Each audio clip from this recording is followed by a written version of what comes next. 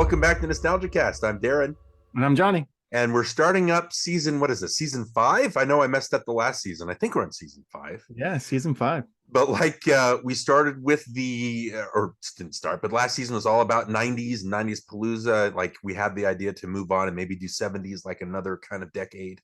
And you came up with the, 70s and 70s movies, and we both thought there was a good idea. So that's what we'll talk about. And the kind of I don't know if 70s movies influenced my love for movies. You know what I mean? As much as like the 90s, and how we cut our teeth on those. Mm-hmm. But the 70s are very influential, very important, very impactful. And I think the styles and the storytelling and the new format that everybody started focusing on during that decade, those are reverberating even today. I think we're still feeling the effects of it. I think that's how important those films are. How do you feel about 70s just in general? Well, I will say I do think there's a definite style in the 70s, and I think it kind of stems from the fact that they were branching out. These were new filmmakers. They were kind of avant-garde, I guess you could say, and they were kind of experimenting, doing new things. And so you ended up with this new style of filmmaking, this new way of doing things. And you have Coppola and Spielberg and Lucas and De Palma, all these guys to thank for that. And they kind of like charted new territory with their filmmaking technique. But I will say this first too. I decided to do this. I mentioned this to you because there's a lot of films in the 70s that I haven't seen. And I was going back and thinking, man, I haven't seen that. I haven't seen that. So this is a great opportunity for me. So it's kind of a selfish reason to watch the movies I haven't seen, like Apocalypse Now and, Deer Hunter and things like that. So it'll be a chance for me to kind of go back and do some research. The important stuff, right? I mean, I think, we get in trouble for saying stuff like watch more movies, especially in the era of the superhero film, right? But I think, like we talked about with Jason during our Captain America episode of all things, it's like once you watch a bunch of different styles and different genres of movies, it helps you appreciate the new movies and not just, like he mentioned, like we're not saying you can't enjoy a Top Gun Maverick, right? But once you know what it's aping and the styles that it's trying to, be to better or improve on, it might actually help improve how you feel about new blockbusters. I think once you have that education and, as much as we talked about Tarantino, his knowledge and his breadth of films and everything is just, it reaches so much further than mine, and I'm jealous of that. I wish I had more of that education. I could pull names and pull genres and pull different lines of dialogue, stuff like that, like he can.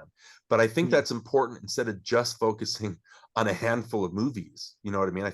What do you think about that? Well, when you do watch more films and more genres and types of films and from different, eras and stuff, that you become more cultured and you start to appreciate what they were doing. And here's the thing too, you have to appreciate where they were at the time. You can't say, well, why aren't they being more flashy? Why is there more special effects and explosions? Well, because that's not where they were back then. That's not what it was all about. It was more about the story and the character and everything. So you kind of appreciate, where they were at the time and what they're trying to accomplish. And you can go, oh, you know what? That was pretty good. And you can kind of appreciate them as an artist. Yeah. And I don't know about you, but like doing the research for this episode, going through the different movements per decade, like that films, like the different kind of things that they would try, or different kind of genres, or different kind of ways of filmmaking, right? I mean, you have surrealism of the 20s. I've got a whole list. You've got pre-cold Hollywood of the 1930s, Italian neorealism, French New Wave, 1940s to the 60s, that kind of thing, Scandinavian revival films, Japanese New Wave films, Hollywood Golden Age, which kind of led into the 70s where people were more experimental, the New Hollywood, which is obviously 70s, and then the Dogma 95 and the indie movement of the 90s. And so just you have all these decades that just mean something, and they brought a new language of film that we hadn't really experienced before. I think it's so exciting. What was the 80s decade? This lazy filmmaking decade? Well, other than some maybe Hong Kong stuff like John Woo starting off, and Sonny Chiba, again mentioning Tarantino and what he's, I don't know, like 80s was the decade of excess. You know what I mean? It was the decade of Top Gun, which, as much as I like the first Top Gun, it's just a star vehicle and a flashy music video kind of Yeah, vibe, yeah. right? So that's fine, and it made money. And then you have, because again, in the 70s, because John Carpenter made Assault on Precinct 13 and Halloween, that kind of thing, it led to, and Texas Chainsaw Massacre, obviously, Black Christmas, led to this kind of slasher boom. The 80s, like those, that was the year of the video nasties, right? And the slasher films. And so, yeah, I know Tarantino, again, he got in trouble because in his podcast that he does with Roger Avery, he mentioned that the 80s and the 50s were maybe the worst, and now, like, the worst eras of film. But if, and that's something to get upset about, because Field of Dreams was made in the 80s, right? I could be offended by that. But what what was impactful during the 80s besides that excess? I mean, it's hard to not get upset about that, but it's also, we've got to be objective about these things and see. I can look at the 50s and the 40s and see the film wars, see the, Akira Kurosawa coming in and Bergman coming in. I can see those movements, but with the 80s, there's nothing to me that impacted as much. And again, John Woo, I didn't know his name until 93 when Hard Target came out. So I can't, I don't know if the 80s had a big of impact for me with the kung fu martial arts action epics kind of thing. Yeah. Again, you have to kind of appreciate where they were at the time, and Yeah. what was big during that time, and what the style was, and what they were going for. It all just Right. depends on what was the point and what they're trying to do. So Right. And so, like with the 90s, we started with Pulp Fiction, which is a brilliant choice on your part, because that, even though it opened in 94, Pulp Fiction and Tarantino, I would say he kind of defined the whole decade. Like, his voice is the voice of the 90s, to me anyway, and to maybe to a lot of other people. So talking about the 70s, like, what movies could we look at? And I think, again, box office wise or influence wise, if you look at the movie brats like Coppola, like you mentioned, and Scorsese and Spielberg and De Palma, they brought a new language and new experimental, like, kind of a taste to film in the 70s. So what films of that decade were huge? And I think we'll try it. I think The Godfather is probably, maybe, you could argue that it's the biggest movie, like the most defining movie of the 70s, right? I mean, it is the only movie that had back-to-back Best Picture winners. Right. I mean, that's never been done before or since, right? Before sequels were a fad, right? I Yeah. mean, it was kind of unheard of. So yeah, I wanted to start with that, especially because our conversation that we had on Goodfellas for our 90s Palooza, we talked a little bit about The Godfather, and I just thought the two different styles of gangster slash mobster movies are so different. Yeah. And so it has to do with their errors. So I thought that would be fun to talk about. But again, doing my research, I thought, we could either dive right into The Godfather, and that's what I was planning on doing. But, like, I was doing the research for the 70s, and I got so excited about like you said, the experiments and the new styles that these people were trying on. And the thing was, because again, you have movements during the 60s, I think, like, Cleopatra was a big bomb for 20th Century Fox, and these giant studio epics were, even though they were big in the 40s and 50s, stuff like that, they started to lose appreciation. They started to fall out of favor with the public, and so Cleopatra was a big bomb and didn't recoup as much money as they thought it would. And so that's what kind of led studios to step back and say, well, let's not focus so much on the scope. Let's pull back on these budgets. Let's give these maybe unexperienced filmmakers a chance to experiment and a chance to voice themselves and make an impression, right? And I think that's where Yeah. all this experimentation came from. And you can look at Bonnie and Clyde as an example, even though that was 67. That created a new trend, of violence and cinema verite, that kind of thing, that was inspired by, Breathless or the French New Wave, that kind of thing. So again, all these things are feeding into each other to make new film language. I thought that was so fascinating. Yeah, and then of course you had Stanley Kubrick, Clockwork Orange and everything he did in the 70s. He Yeah. was a pretty big voice during that decade as well. Right. So all these filmmakers that are so formative for us, I think a lot of them, even though we're 80s kids, Johnny, and we cut our teeth during 90s movies, those filmmakers were still around during those decades because they're so influential, because their voices were so strong. Now, what's great about the movie brats was Spielberg and Coppola and Lucas and De Palma, they grew up just like us. They grew up loving movies and loving all kinds of movies, from gangster movies to sci-fi epics to westerns, all these things. And they were fed buy movies, and that's where I guess that was their religion, right?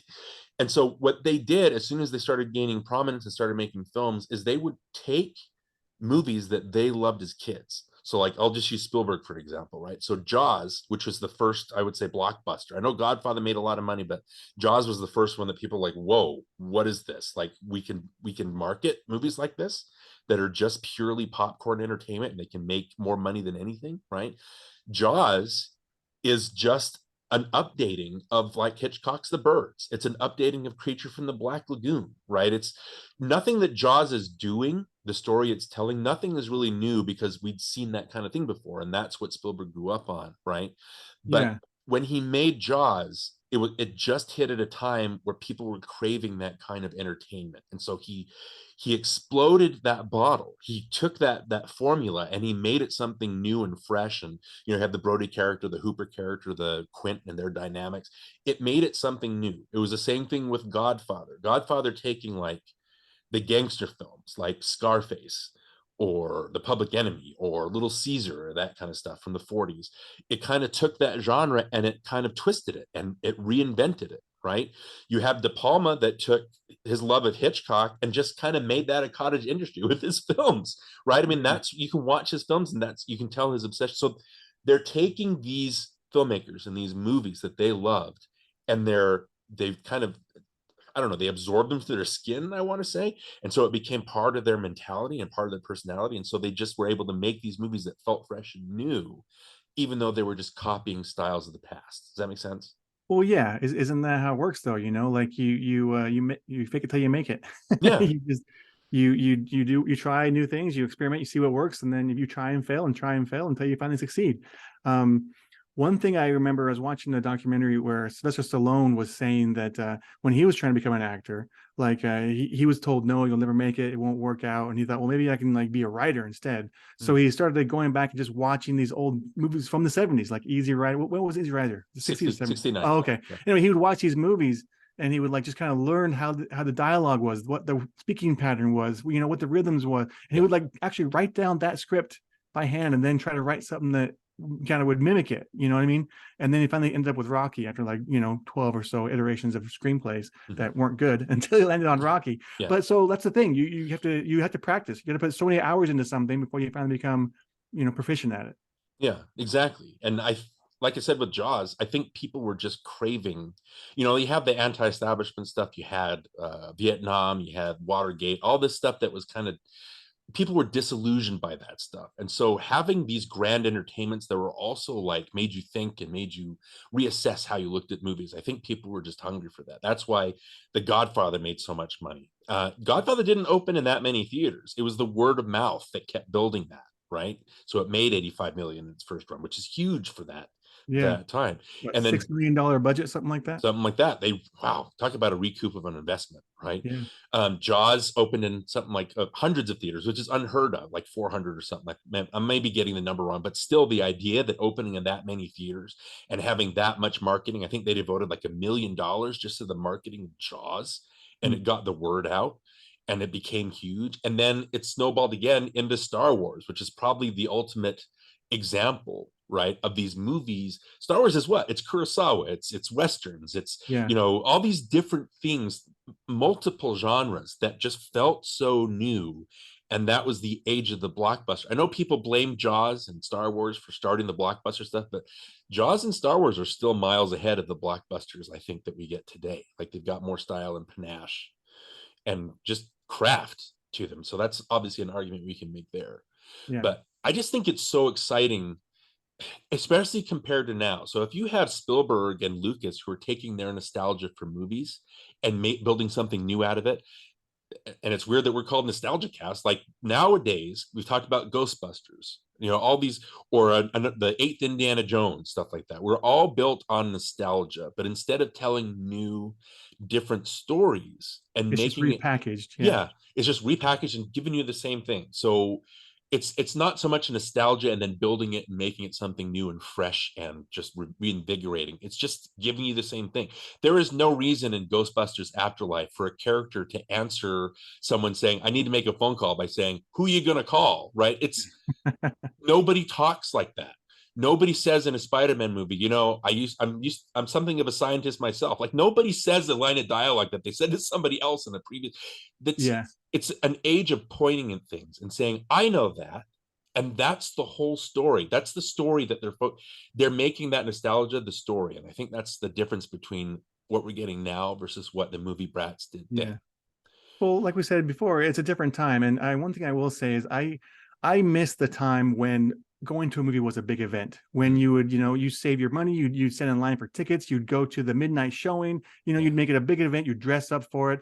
It was just so much fun, being a part of that movie going experience. And we don't have that now. Now we have all these streaming services, and it's the whole market's saturated with just so much choice. And there's just too much sometimes, and it's overwhelming.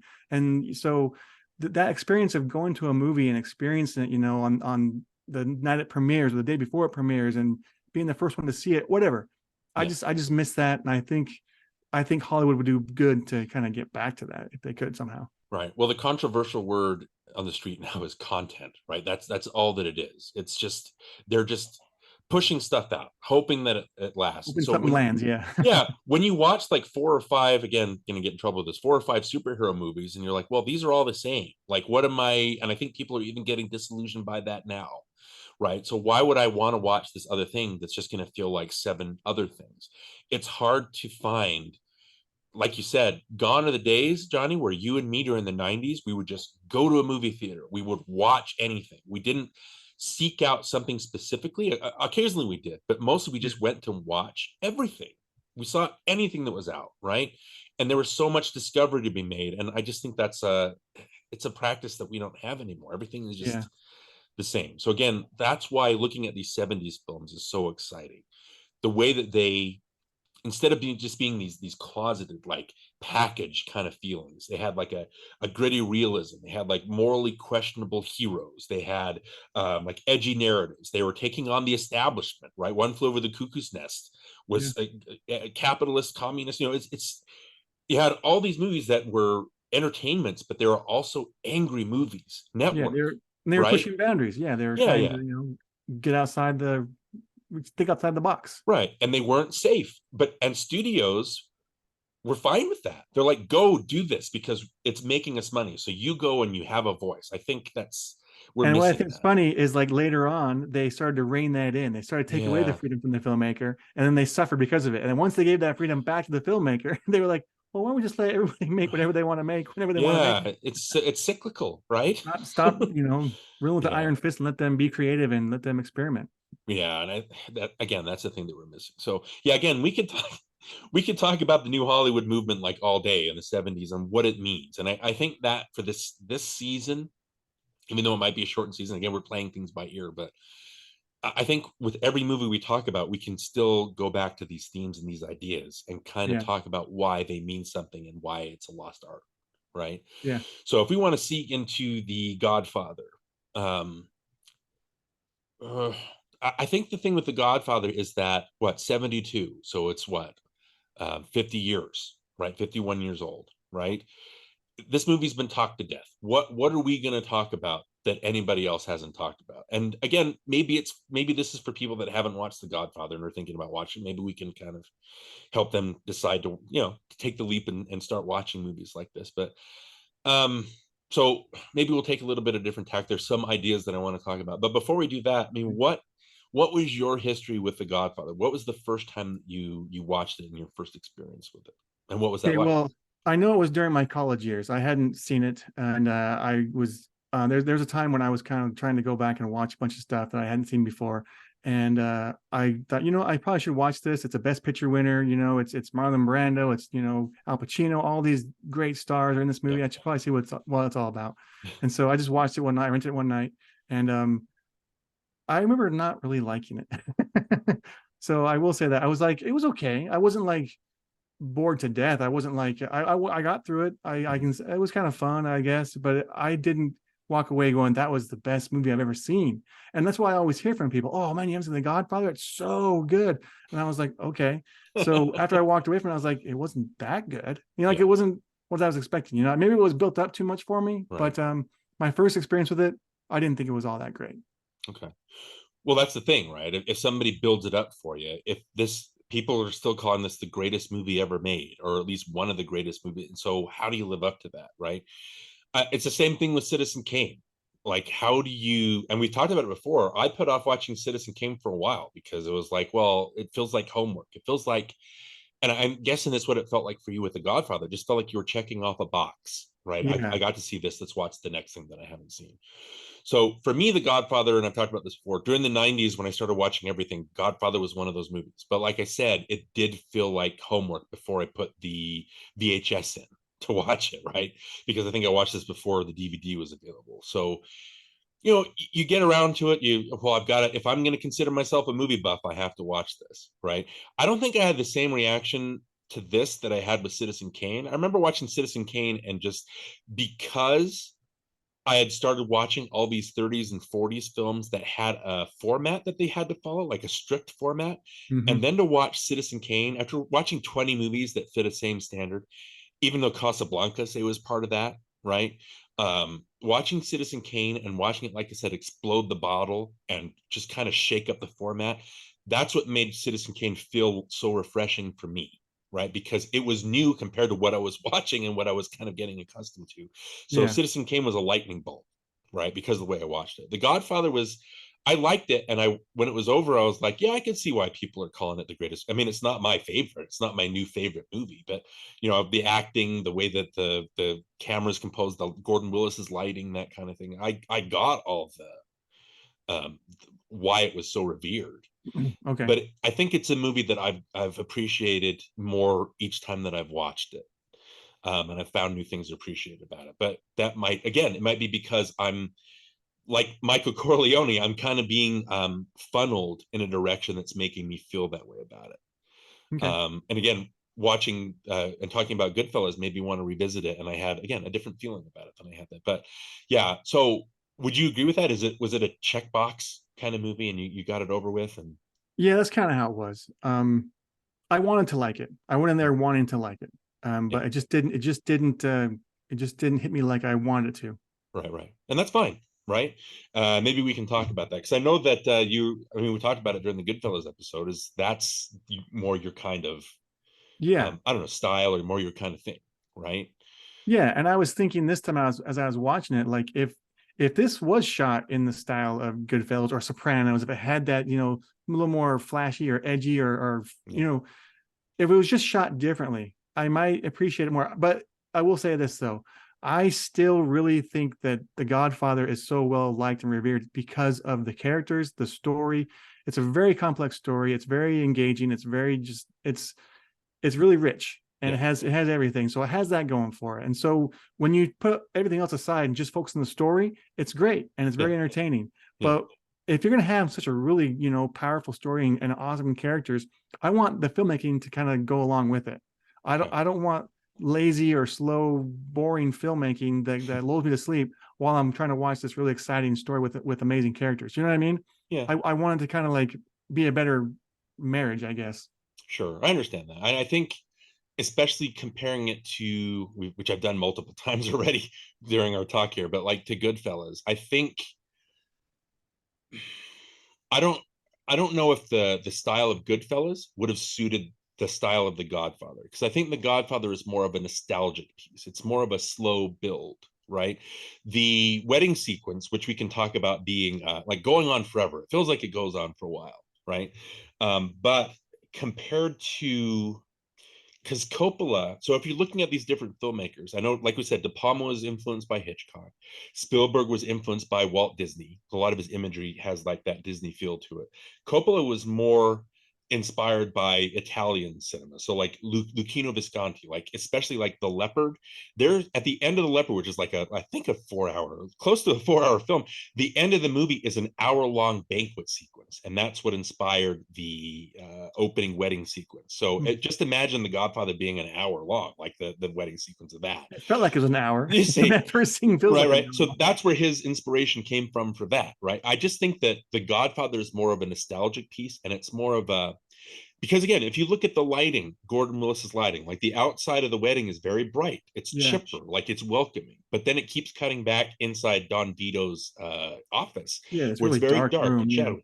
because he's doing shadowy business, right? I mean, it's a visual Right. language that they're establishing. And I get that. And I also heard too that it's mainly because they were trying to hide the makeup that he Right. had, so they didn't want to, Right. expose the I mean, makeup. if you look at the lighting, they had to shoot Brando from up above, but it darkens his eyes. Yeah. So you can't see, you don't really, like, the eyes are the window into the soul, but you can't see into his eyes, right?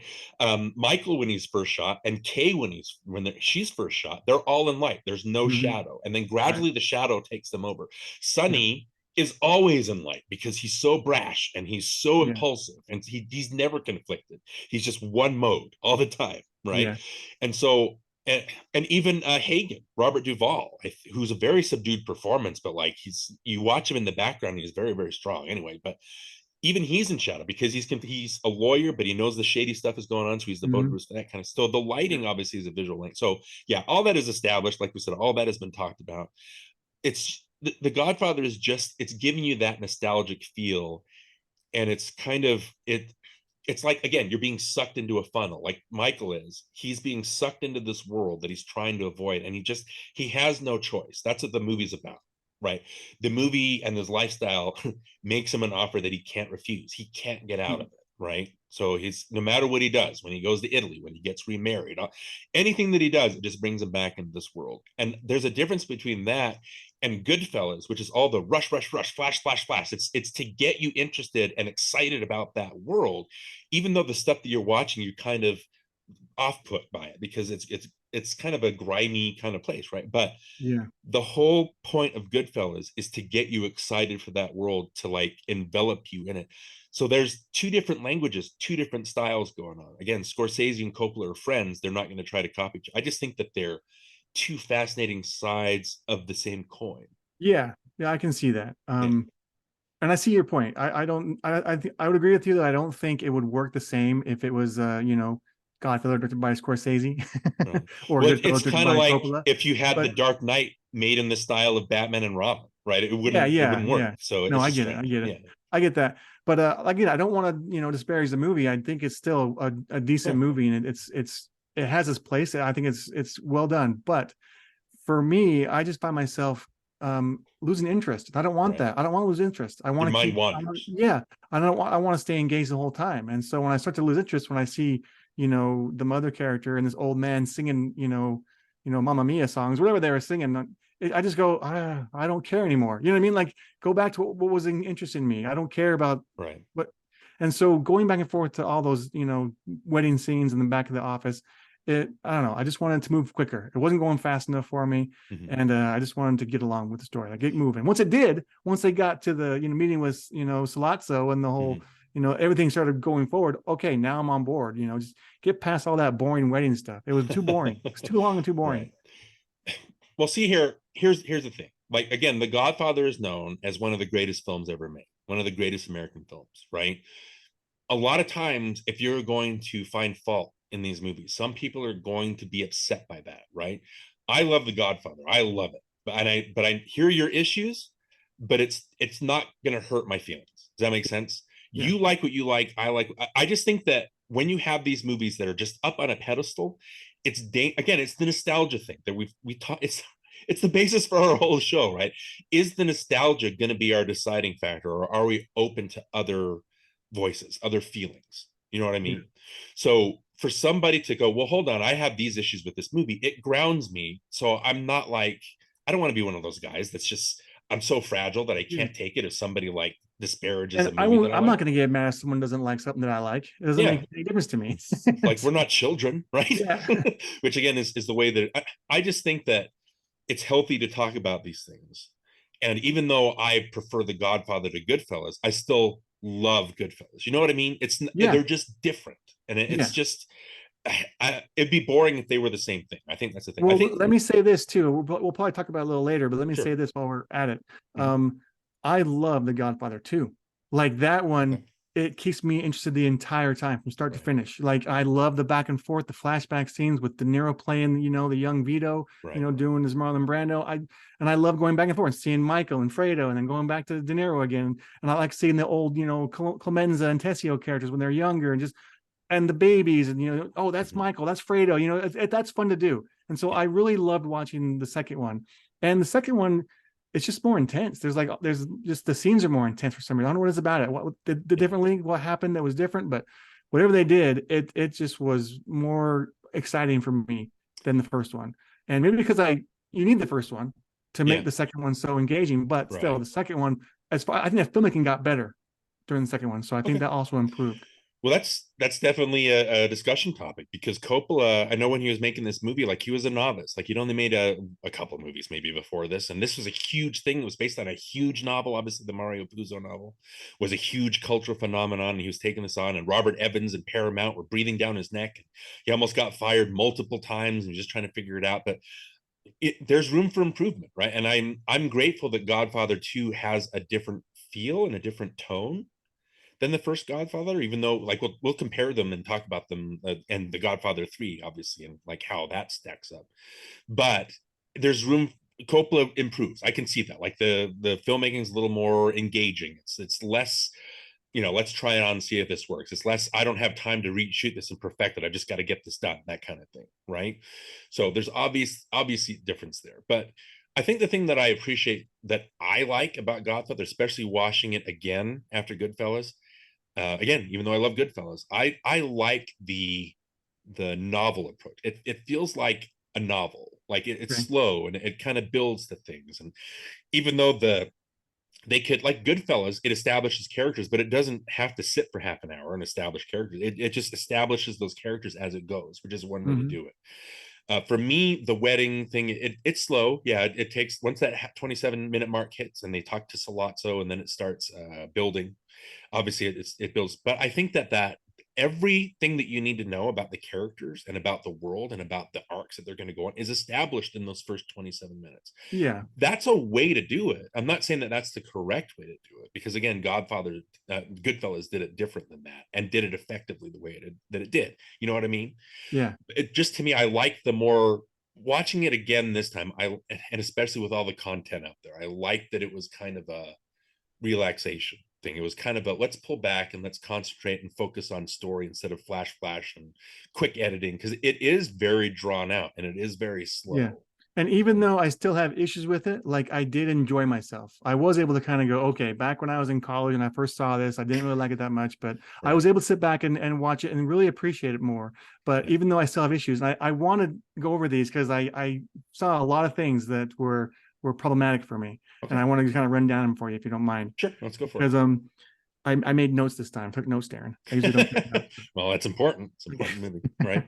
So there were a lot of continuity errors. And here's the thing. Like, I know I don't want to be too picky and everything, because, and I get it. You have mistakes are made and you have to do the best take and all. I know, I get it.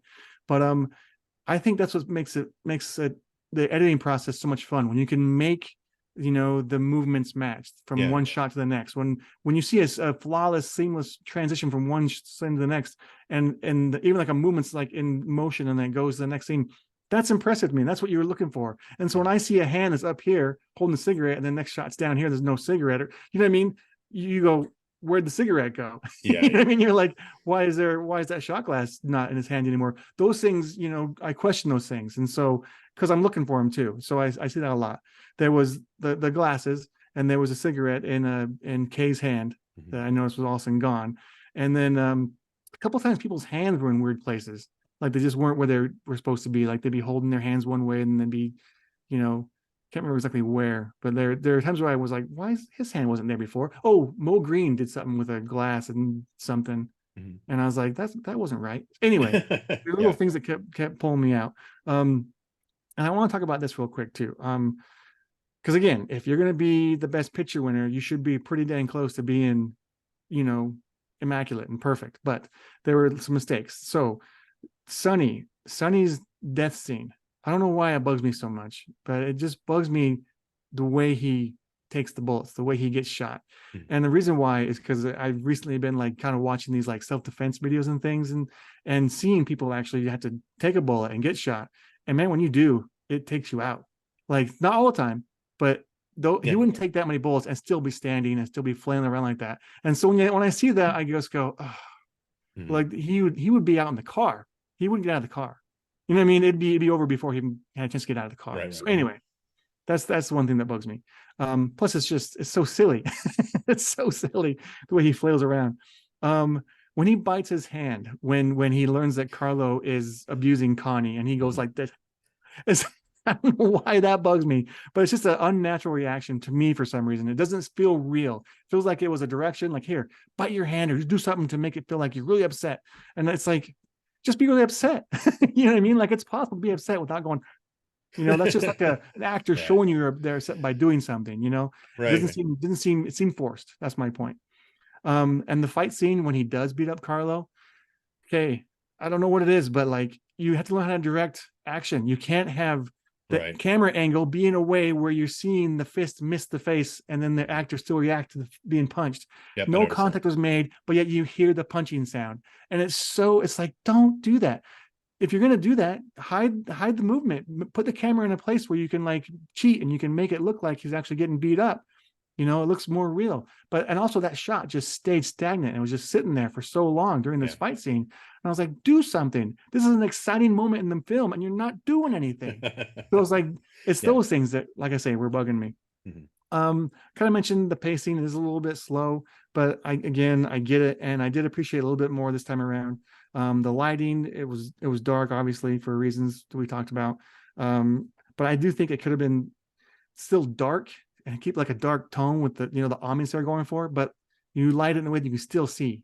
Even though it's lit darkly, you can still see what's happening. And some of those scenes you couldn't tell what was going on. Yeah, well, they didn't call Gordon Willis the Prince of Darkness for nothing. Oh yeah. Okay, this is kind of a nitpicky thing, but Kay's hair in the scene where they're having dinner in the hotel or wherever they were, it's just like up really high and around her head, and her forehead's really, really prominent. And I just had to look away during that scene. I can't look at her in that scene. I just don't like the way her hair looks. And so that bugs me. We talked about the wedding scene being too long. Okay, my last thing. When Johnny Fontaine comes and he asks the Don to help him get this new part in this movie that he wants and everything, you have the Waltz guy, whatever. Is it Waltz? Yep. Anyway, he won't give it to him.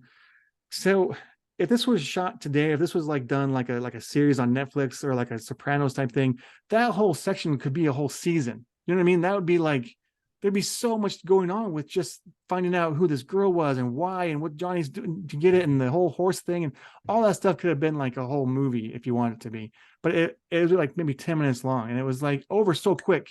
And I was getting excited about what I was seeing too, because I was liking that part of the story. And then it ended and it was over, and I was like, that's it. And like I was like, oh, we're done with that already. So I wanted more of that.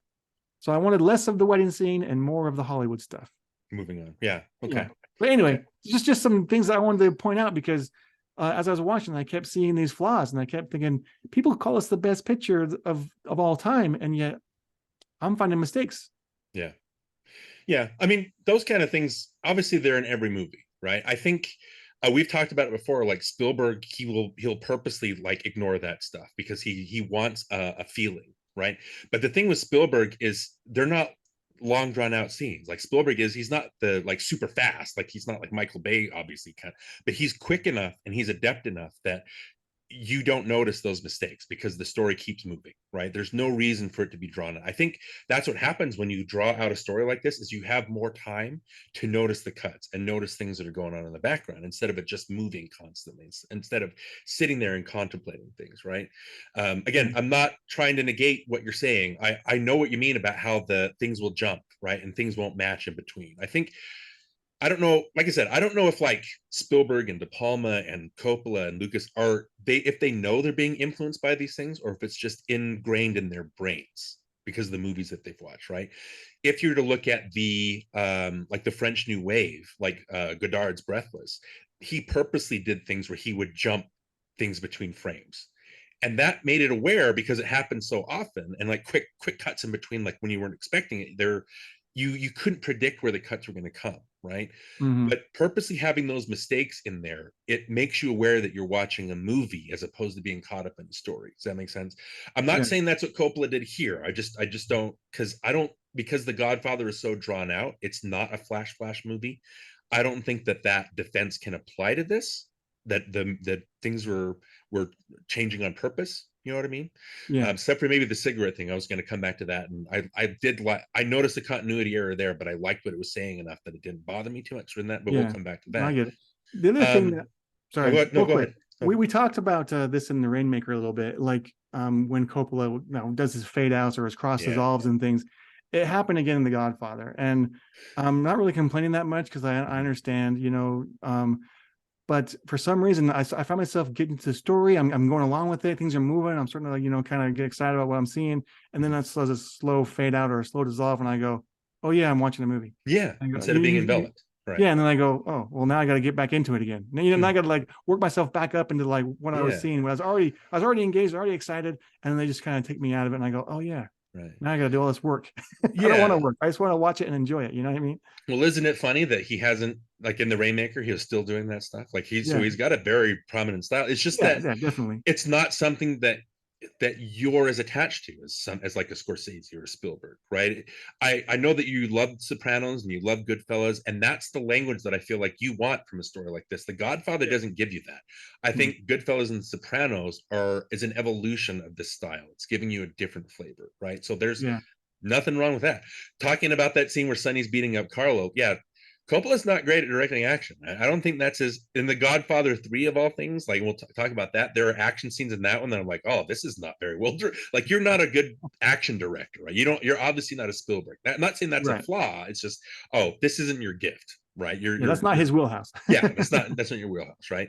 And so all those things that definitely make sense, right? And there's no, I just think, like, for me personally, like, those edits, but if the spirit of the movie and the tone of the movie envelops me, then the continuity errors don't bug me as much. So you get what I'm saying? I'm not quite where we don't have the same mindset. And again, there's nothing wrong with that, but you're more attuned to expecting certain things. And I'm over here, like, not minding because I can be forgiving too, though. I can be like, oh, it's okay. I still love the movie. I still love the story and the characters. Absolutely. So I can be totally forgiving of it. It's just, you can't claim you're the best ever if you're not the best ever. Right. And there's definitely an argument to be made there. Right. The thing that I want to talk, like we talked about, there's talking about flaws and stuff. That's something that isn't brought up a lot of the time, like we mentioned. So I was struggling to figure out, well, what can we say about this movie and what approach can we take that's different? And so the two things that I wanted to talk about, number one, I think that this movie, because we talked about like the movie brats taking what they knew and building new stuff out of it. I think it's a commentary, kind of a meta commentary on new filmmakers usurping old filmmakers, like the old guard taking over from the new, right? Okay. It's a meta commentary because that's what's happening in the movie. It's called The Godfather, and it starts off with Don Vito Corleone being the Godfather, but it's also about how Michael becomes the Godfather. So it's a double meaning, right? So it's not only, like I said, it's a meta commentary on filmmakers usurping the old filmmakers. It's also a movie about the new guard taking over from the old guard. I just think that that's a fascinating way to look at the movie because it's new movies, a new language taking over from an old, already established language that we're used to. And that's what the 70s is all about, right? So looking at some of the visual reference, and I wrote some of these down. These are the notes that I took because there's a shot in Goodfellas where they do like a dolly zoom. It's when Ray Liotta and Robert De Niro are at that table, right? And we talked about it in the episode. Mm-hmm. The backgrounds start moving forward even though the two actors are staying the same. And what that does is it gives you a sense of claustrophobia, right? It's throwing you off and it's mentally affecting you. That is exciting filmmaking. And it's weird because it's just a dolly zoom, but it's more artful and it's more exciting and it's more meaningful than I'm finding in a lot of blockbusters today. A lot of filmmakers aren't doing that stuff. And they're just pointing and shooting. And I'm like, I'm not being in... If I'm not engaged by the story, like, and I'm not engaged by the filmmaking, like, what do I have to appreciate? You know what I mean? So that's, and The Godfather did some of these things. And again, my favorite shot in the movie, because Michael is spending so much time trying to stay out of the family business, right? There's a shot where, again, Vito's been shot after he tries to buy those oranges, which again, we'll talk about that in a little bit. But after he's shot, right, and then it's Michael who's trying to stay out of this business, and he's trying to figure out, because he does the thing where actually my two favorite shots that I want to mention is he goes to the hospital, right? Yeah. And he figures out that there's no security. So Vito's going to be assassinated. He can just sense it, right? And so he steps up to the plate. There's nobody else there. He calls Sonny. Sonny's going to send reinforcements. Sonny says, don't panic. And Michael's like, I'm not going to panic because he's a military man, right? So he orchestrates this where he moves his father's bed to a different room. And then the Enzo, the flower guy, or the baker, the baker comes up and he enlists him in the plan. And my first favorite shot is when Michael decides, let's go out on the doorstep and let's pretend that we're toughs. And when the assassins come by, they're going to see that there's a guard. And so they're going to turn away. Right. Yeah. And so Michael, he lights, and again, there's continuity errors because of where their hands are, but Michael lights the lighter and lights Enzo's cigarette. And you can see Enzo, which again, the actor, he was really nervous. So he was doing that. Right. But Enzo's hands are trembling as he's taking the cigarette. And Michael notices with the lighter that his hands are completely still. He's not nervous. He's in charge of the situation, right? Yeah. And regardless of that continuity, I just love that they took the time to show visually that Michael realizes maybe I'm more cut out for this world than I realize, right? Yeah, yeah. And then later it cuts to where they're gonna to strike back against Sollozzo and McCluskey, the cop, right? And they're trying to plan it out. It's got Hagen and it's got Michael and Sonny are there trying to plan things out. And Michael, he tells his plan, right? He starts giving his plan and the camera starts moving in on him, right? Mm-hmm. I know that you talked about like the cameras being static. And here's Gordon Willis did not like moving his camera. He liked it to be like a God's point of view, like just an objective point of view. He didn't want to move his camera. He didn't want to have dolly zooms. He didn't want to do anything. He fought Coppola on this shot, but because he didn't want the movement in there. But what's great about this shot and why it's fantastic that Coppola fought for this and won is Michael's trying to stay out of this world. But now that he's realizing that he has a stake in it and a claim in it, now he's controlling the camera. Did you get that? Like the camera is now pushing on him and he's controlling the frame. And I thought, whoa, just that one move, like the Goodfellas shot, the dollies, it's so powerful and there's nothing to it. You look at it now, objectively, there's nothing to that shot, but it says so much in that moment other than what Michael is saying, right? Right. So other visual things that again, we talked about the light and the dark, the shading on the faces. Mm-hmm. I like that Kay at the beginning is always in these bright, colorful outfits that like stand out. When she takes that photo with the family and she's like the only brightly lit person, everybody else is in black or white, right? So she's an outsider. Yeah. Michael shows up. He's in his military outfit. Where are his loyalties right then? It's not with the family. He's not spending time with them. I think it's more, if you're looking at it as kind of like an American statement. I know the first line of the movie is "I believe in America," right? Yeah. With that obviously the famous pullback. Later, when you see Paulie getting killed, and it's got Clemenza who's taking a leak as he's being shot, you see the Statue of Liberty in the background, so that's American. The Enzo character, he wants to stay in America where you can be free to marry and do all. So there's that stuff. I like the language not of the, like I said, the costumes, and then at the end, Kay is in these beige outfits because now she's enveloped in that world. Right. Michael starts wearing those clothes. I like there's some visual stuff that clues you in 3 times, especially that clue you into the separation between Michael and Kay. Is the first one when Kay finds out that oh, look, she says Michael, and because she sees the newspapers, right, that Don Vito's been an attempted assassination. And it's just an interesting side note. Those shots of the newspapers that come flying at you, those were shot by George Lucas. George Lucas, yeah. Which is great. He was an uncredited second unit guy. But anyway, so when Michael finds out about that, he rushes to a phone booth, right? And obviously they're separated. Like he's inside and Kay is kept outside. She's literally an outsider to that situation. But it's also, you don't see her face. Her face is cut off. So she's even more of an outsider. So that's cueing you in that where that story is going to go, right? Before Michael goes to the hospital, they're eating, like you talked about that scene where they're eating dinner. Mm-hmm. And they're in the hotel room. As they talk, Michael slowly moves from the center of the frame to the left of the frame. So at the very last shot, when he's on the bed, it's just him on the left side of the frame, and then the bed takes up most of the frame. And to me, that's saying that their marriage or their relationship, Kay's not a part of it. It's like an empty space next to Michael in that shot, right? Mm. And then at the very end, you have that, obviously the famous shot of, they hug and they make up. Michael lies to her, and then his eyes are now dark like his dad's. You can't see and the into his door eyes. closes on Kay. And it's a literal and figurative separation, right? Yeah, no, I like that. I do like that ending. There's a lot of it's slow, subtle stuff. Like, I don't know, it took me a while to realize when Vito and his family are in that first meeting with Sollozzo, and when Sonny pipes up, obviously, like, Vito's like, well, my children weren't raised right. They talk when they should listen, right? But it's interesting. It's telling you without telling you that now Sollozzo is seeing there's a weakness in the family that I can exploit. Yeah. If Vito is out of the way, I can go to Sonny and I can make this deal that I want. So that's and Vito's naivete and his stubbornness, his wanting to keep that family and wanting to keep that everybody safe and stay out of the drug business. That's what starts this whole movie and snowballs everybody onto this path of destruction, right? Yeah. And if everybody, I think Ebert's quote is, if everybody had just listened to The Godfather, they wouldn't have had to go through all this. Right? Yep. Again, they're very subtle things, but when you watch nothing but generic blockbusters, I think that these visual clues and these visual, like, languages and these things, that they stand out a lot more, and they're more impressive and more impactful to me, because I'm like, this was made at a time where people actually cared what was happening within every shot, right? It's not just, I need to see somebody talking, I need to see somebody flicking a cigarette, let's just get a shot of that. There's no art put into it, you know what I mean? Yeah.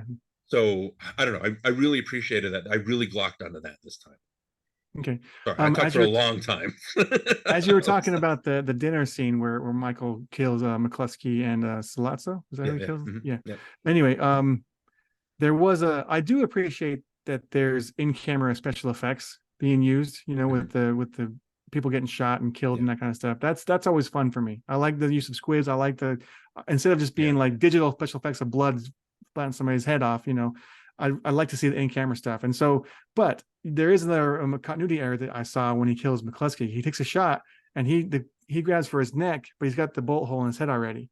Yeah. The second shot goes to his head, and then they get so that's a mistake. But I still liked when you do get the headshot that the blood, comes down. Right. And then the other one was Mo Green when he gets shot through the glasses on the massage table, and it takes like 10 seconds for the blood to finally come out. What took so long?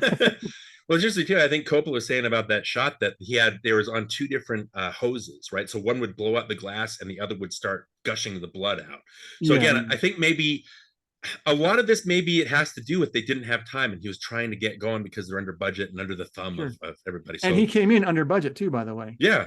So all that drama about kicking him out. I thought it was interesting though that I think, we can talk about Brando and how he stuffed the cotton balls in his cheeks. We can talk about, Pacino also sticking that, all that stuff, all these little trivia things that everybody knows about. The oranges, like every time somebody's going to die, there's going to be violence. You see oranges, like there's oranges on the table. I hear that's just kind of like a fluke though. Like, they just dressed a set with oranges for a pop of color. Right. That's all it was. But it's cool though, because we mentioned Scarface in that movie, which the Departed did later. Every time in Scarface there's an X, it signifies death. And so I think Departed, right? Yeah, and also the original Scarface. Okay. Howard Hawks did that, so that's where the Departed got that from. Okay. But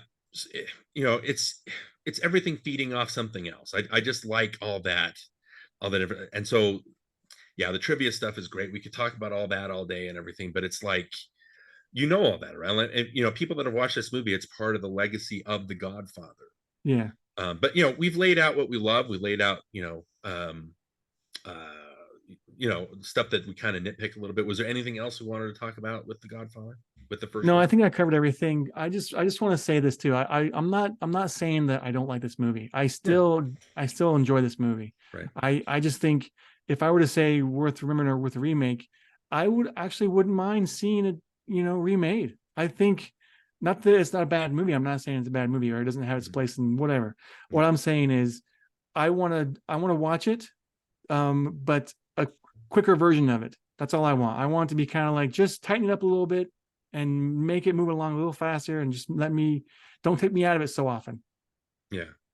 And that's interesting. I think what I was gearing at, I'll want to comment on that, but my favorite piece of trivia, which kind of ties in what you were just saying, is that I think Coppola realized, somebody told him, I think Evans told him, like, when you give us your first cut, this movie needs to be like 2 hours and 15 minutes. And so Coppola gave them a cut that was 2 hours and 20 minutes. And when he showed it to the bosses, Evans was like, you cut out all the interesting stuff. Like, you cut all the stuff that helps the movie breathe and helps us get to. So Evans, of all people, like a producer telling somebody to put stuff back in, he was the guy that told Coppola to make it longer. And that's how we got the version we got now. I just wonder, if it had been, moved along, it's hard to say. I mean, if the movie had been tighter and been 2 hours, would it have been the cultural phenomenon that it is now? You know what I mean? Probably not. Yeah, I mean, why? It's hard to say. Like, it's all.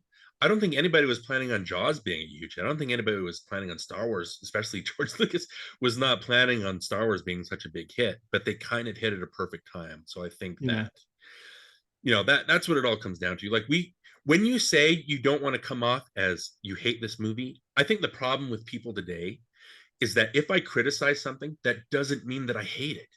Yeah. It just means that I have issues with it that I want to talk about. It doesn't make it. That's funny you say that, because I'm currently trying to write a novel, and I showed a chapter to my wife, and she had all these critiques for me, and I was like, "Oh, you hate it?" She's like, "No, I don't hate it. Just because I find things that I think you can improve on, doesn't mean that I hate it." And that's the same thing. I'm not saying I hate the movie. I just think it obviously could have been better, but it's not. It's not a bad movie. Well, Coppola himself even said about critics that he feels the purpose of critics is to help him become a better filmmaker, right? And if you're looking at, and that's what I was saying, it's like, just because I have nitpicks or issues, I still love the movie. You know what I mean? Yeah.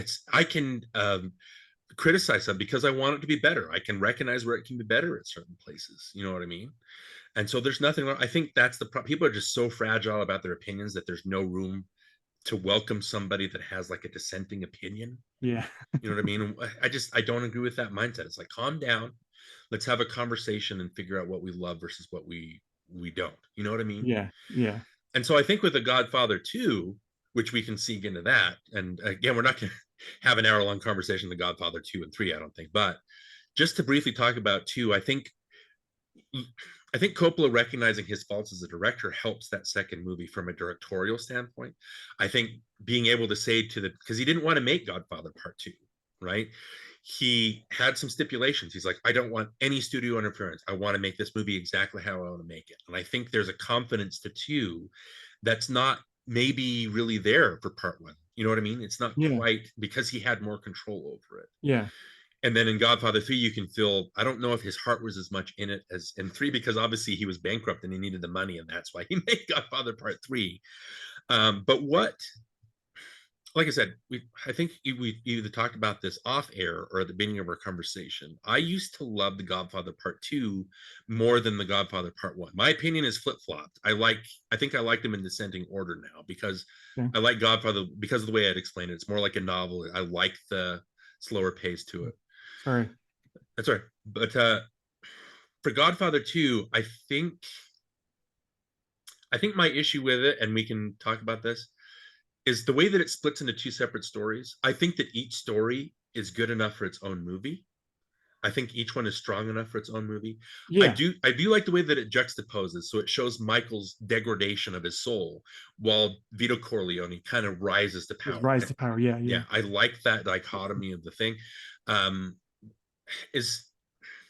And like I said, there's a lot more going on. You have like Vito trying to strike back at the mob boss, and he's making a name for himself. He takes Corleone, the name, after the town where his mother and his brother and his father were killed, because that's part of his personality. You know what I mean? I just think that even though they juxtapose really well, and we'll talk about it a little bit more, I just feel like they feel like 2 different movies as opposed to the same movie. I think that was my they do. But I think I like the way they're intertwined though. And I think that's what keeps me going on that one. Yeah. That's what I like about it. Well, like you said before, it also jumps to a different story to get you invested when things are getting too slow in the story you're watching now. You know what I mean? Yeah, yeah. What I love this time about Godfather 2, and I think somebody covered this in a YouTube essay or something like that, but I like Godfather 2 in the present day we say present day, like the 50s, 60s, anything like that, but or 40s. But I love how it's a story of how Michael sees things and how he processes things, right? The story starts where there's that assassination attempt on his bedroom, and he just quickly, but this quick split second before they start shooting, he sees something and he ducks out of the way, right? And I think from that moment on, for the rest of the movie, he's using his eyes, because the whole movie is about, you know, Vito building confidence and building a family that he can depend on. And Michael's degradation is he just doesn't trust anybody, right? There's people betraying each other on every side. And so the more that he distrusts, the more that he kind of dehumanizes himself. And I think that's very fascinating. But if you watch the movie, I think Pacino in the second movie gives a much, even though I think he's fantastic in part one, I think part two, he's got a much stronger, more interesting performance, because for the rest of the movie, he's trying to figure out who betrayed him, right? Yeah. So everybody that he talks to, whether he's talking to Hagen, whether he's talking to Kay, whether he's talking to Fredo, or he's talking to some of the other mob bosses, watch people that are going to watch it next time, or if you watch it next time, Jonah, watch Pacino's eyes. He's watching these people to test them, right? Yeah. And to see where they're coming from. And I think from a performance standpoint, I just think that's fast. It's a fascinating kind of idea to kind of latch onto and make that the theme of your movie. Yeah, no, I agree. I totally agree. I think he definitely got better. I think overall they all got better. The filmmaking was better. The in-camera effects were better. There wasn't the delay on the blood when he kills Fanucci. You know, all that stuff. It was all better. Yeah. And I think that would be more of a glaring flaw if it had some of the same kind of, almost got it. Like, you know what I mean? Kind of the not quite ready for prime time kind of in-camera effects they're doing. I think that would have been a bigger problem for this one if they hadn't improved on that. So, and I think like I said, the two halves, they don't really mesh as well. Like I said, I like the way they juxtapose. On the original disc, I think, you know, because it's such a long movie that they have to split it into two discs, right? So it splits, I believe, when Vito kills the other mob boss and he goes back to his family during that parade or the festivities, right? And I just think after that point, I think that's where the story ends for Vito, but it's still got another half of the movie to go. So you see him like, he's building his reputation, but to me, I'm kind of, well, I get that's where the story would have gone. And it kind of builds back up to where he goes back to Corleone and he kills the mob boss that killed his mom. It builds to that, and that's where because now his legacy is fulfilled, right? He is Vito Corleone. So I just think that the story kind of peters out for that half after that, and I can see that a little bit. Yeah. So I think The Godfather Part 2 is great. Like like you said, I don't hate it. There are some issues in it that kind of make it a lesser movie for me than Part 1. Okay. So that's all I'm saying. So, but part 3. Well, let me ask you because we talked about this during, I think, our finale episode of last season. I mentioned Godfather 3, and I think it's a strong movie on its own. Compared to the compared to the first two movies, it's nowhere near that same level. You know what I mean? But what's your experience? I've only seen it once, and I didn't watch it again for this. I watched the first two, but I didn't watch the third one. But I didn't hate it like everyone thought, said I was going to. So I had the same, like the opposite reaction. They told me I was going to love the first one, didn't like it that much. They said, "Oh, you're going to hate the third one." I was like, that wasn't that bad. Yeah. I was like, what's everybody hates so much about this? So I don't know. Maybe I'm missing something, but yeah. Well, like I said, the thing is, Coppola he wasn't planning on doing it, but his Zoetrope Studios was bankrupt, and so he needed a hit. And The Godfather was the best thing to do. I know they were planning on doing it and maybe doing spinoffs for like a whole decade, something like that. But I think it finally came to fruition where Coppola was like, well, I need to do this, and this is the more surefire way that I can, make the money I need to make. But it just feels like the original version, because for today, I watched the Coda version. Have you've only seen okay. Yeah. Do you know about the Coda version? Yeah. I saw it as an option. Right. So Coppola recut it to the way he wanted to cut it, instead of, again, being interfered by the studio. And so the Coda, it's called The Godfather Coda, The Death of Michael Corleone. I think it's a better version of a movie that was fine. It tightens up a lot of the pacing. It moves Michael's meeting with the Archbishop up to the beginning of the movie, so it kind of establishes its themes from the very beginning. He cuts some scenes down, and obviously the thing that everybody focuses on is the Sofia Coppola performance. Yeah. Where again, watching it today, I'm like, yeah, every line that she's giving, I don't believe it. You know what I mean? Like, I don't know if you remember, but like, she feels like she's acting, and it feels like she's an amateur, because famously, like, I think Coppola had Winona Ryder for the role, but then she had to drop out for stress reasons. And so he didn't know what to do. So he put Sophia in her place. And I don't know, like, if you're going to focus the whole movie around Sophia, like an amateurish actress, I think that's a flaw that's hard to recover from. I just think that she has a very natural kind of aura about her. She feels like the character, even though when she opens her mouth and she says a line, I don't believe what comes out of her mouth. I don't know if that makes any sense, but it's the way, like, for people that watch it again, if you watch the way Pacino acts around her, if you watch the way Andy Garcia acts around her, they believe in the character. They're charmed by her. They are in love with her. And so I think that sells that character. Even though the one line that she has in the movie where she says dad at the very end, like her last word, I think that's the most believable line read that she has in the movie. But the way, the thing, taking part 3 out of the title and calling it the Godfather Coda gives you a better idea of what Coppola was going for. Yeah, he's not going to equal those first 2 movies, but this is a different movement.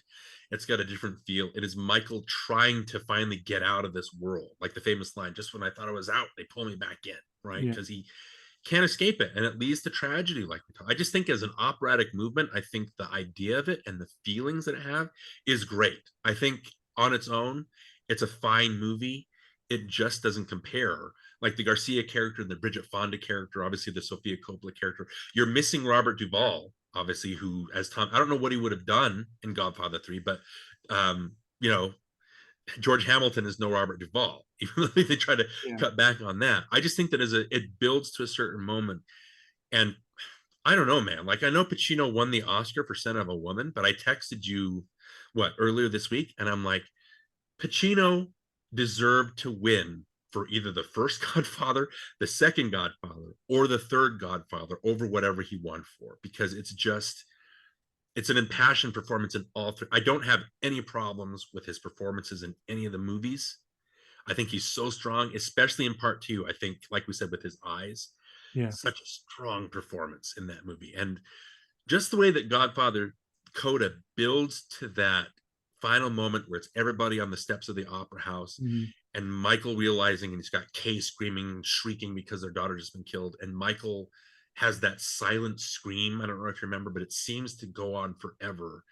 And it got me so emotional watching it today, just because the feeling of losing something, and the feeling of all the things that I could have done to avoid this moment and having this happiness torn from me, all the things that I could have done. And I can see him processing that, and the silent scream, he just doesn't have a way to express it. It's so powerful. I don't know how you can watch The Godfather 3 and get to that point and not think that it accomplishes something. You know what I mean? Right. But you're right. I mean, you didn't have to watch it. It's not something that's necessary. It doesn't really add anything to the mythos. I just think that on itself, it's a strong film. So okay, I can see that. But that's The Godfather. The Godfather obviously has a huge legacy. We've talked about it. We could talk for days about it, but again, it's just going to be repeating everything everybody's heard before. So so yeah, I mean, what any final thoughts on the legacy of the movies? No, I just don't want people to think I don't like it, because I really do like it. I do like it. Right. And again, that's the problem. Just because we have issues does not mean we don't appreciate the impact of a film. We don't appreciate the meaning of a film. We don't appreciate all the hard work that went into it. And I think that's going to be something that we're going to talk about during these episodes where we cover this decade of film. So okay, so I guess that was our outro topic. And just to start, hopefully The Godfather, we can feel how it bleeds into other movies. But like, as far as getting my first choice out of the way, what movie did you want to talk about for our 70s? Okay, well, I kind of mentioned it because I haven't seen it. I actually did watch it recently, but I want to watch it again. So, and I mentioned it already in this episode, and it has De Niro and it has Cazale in it. So, Deer Hunter. Also Christopher Walken. We got to bring him in there. All I will say about Deer Hunter is, awesome. Okay, so I'm sensing that we might have some overlap because the 70s, it just feels like Pacino and Brando, and it just feels like they were everywhere. Usual suspects will often show up, it seems. Right. They'll be our we'll try to find the Tom Hanks of our of our 70s season. All right. Popping up again. So, okay. So that was it for our first episode. Like I said, let's just try this on. Let's talk about these movies that I'm personally excited about. Let's talk about these movies that you aren't familiar with or haven't seen, or you just want not to talk all of them, but some of them. Yeah. Let's definitely, I think it's the same thing. Like I said, I got so excited doing the research for this. It's going to be so fun talking about these movies that were so impactful. So I look forward to talking about The Deer Hunter with you. So until next time, I'm Darin. I'm Jonny. And take the gun, but leave the cannoli. Wait, no, reverse it. Leave the gun, take the cannoli. Famous line. All right.